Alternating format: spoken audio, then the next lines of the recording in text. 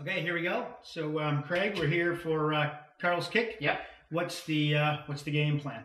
Today, Carl, we want to talk about staff recruitment, training, and development. So if you can kind of help us out with that, let's go over what you know. That's a good few categories as well. So what I'd say, actually, interesting story. I got asked to go and speak to Retail Alberta, which is basically like the provincial or state body for retail in Canada. And they asked me to come along for their I think it was Small Business Week. It doesn't matter. They asked me to do a presentation, and they wanted me to come and talk about staff recruitment. Okay. And it was really funny because, it was a reasonably long presentation and whatnot. I got there, and I said, yeah, no problem. I'll come along, and that's exactly what we'll do, and no problem. But it was interesting. Once I got there, about 3 minutes into it, I gave them the bad news that they'd asked me to come and talk about staff recruitment. But I said, what I'm actually going to talk to you about is staff retention, okay? Because I can teach you how to bring in staff and to attract top, level employees and staff members. But if you can't keep them, you're forever going to be perpetually be in this roller coaster ride where you're constantly coming back to recruitment. And it's not so much just about recruitment, but that's why we throw recruitment in with training and development. Okay. So let's start off with training. So first thing you want to do with your business, you got to take this very seriously.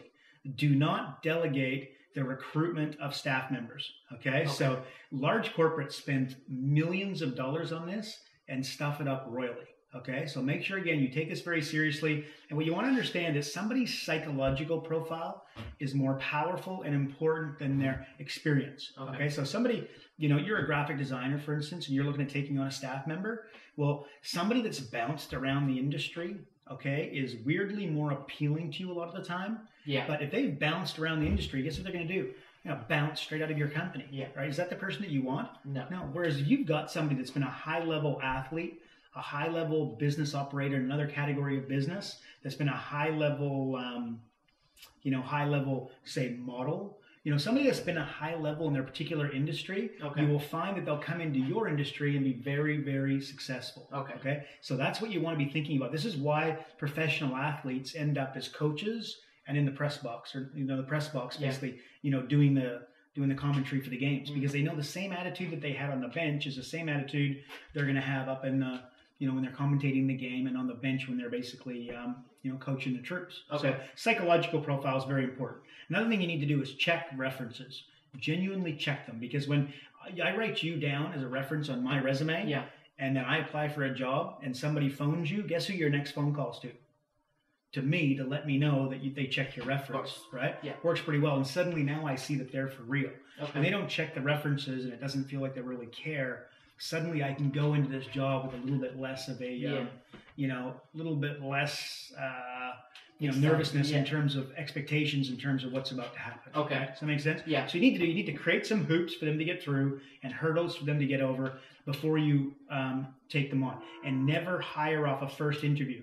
And sometimes people don't even interview them, right? It's like Uncle James said, Dave is great. Dave comes in and he's working for you.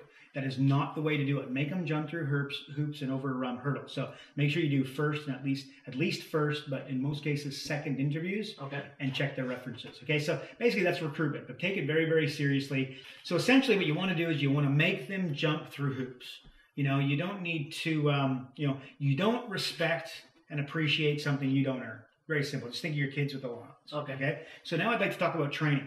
It amazes me how few clients and how few businesses take training themselves and their staff seriously. Okay. You will make a 20 to 200% yield on every dollar you spend on training. Okay. So don't see it as a Friday off. Don't see it as somebody who's not coming in. Send your secretary to learn to pump up her words per minute. Send your sales staff out to Brian Tracy, somebody impressive, in order to pick up one tip. One tip in the sales game can go, provide you exponential growth, because if it's working for him, it can work for the others, and none of them are doing it at this particular stage. So you need to make sure you're spending a good lot of money on training. And what I get, a lot of the time, the feedback that I get is, Carl, I understand what you're talking about, recruiting and, training my staff members. But my concern is, see, that I'm going to take on a staff member. They're going to come in. I'm going to introduce them to my database, introduce them to my system, show them what works, what doesn't work. And they're going to basically learn everything I teach them. They're going to leave and then become my competition. Right? And I say, okay, well, All right, well, I've got an idea. Yeah. Okay, let's bring somebody in. Let's teach them nothing and have them stick around a while. Yeah. Right? Yeah, exactly. Like which one do you think is better off? So the bottom line is, if the grass is greener on the other side of the fence, it's time to water your lawn. Okay? Training your staff, you make a 20 to 200% yield on every dollar you spend on training. In a lot of cases, a lot more than that, especially in the instance of the business owner. So that's recruitment, training, and then development. There's 4 things that motivate people on the planet: rank, recognition, prizes, and money. Okay? Rank. Senior constable, vice president, CEO. Recognition, a pat on the back, a thank you, a paid day off.